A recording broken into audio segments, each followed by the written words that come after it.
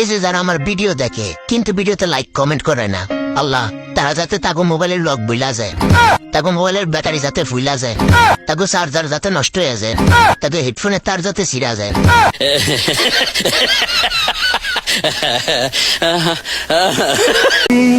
তুমি আমায় ভালোবাসো।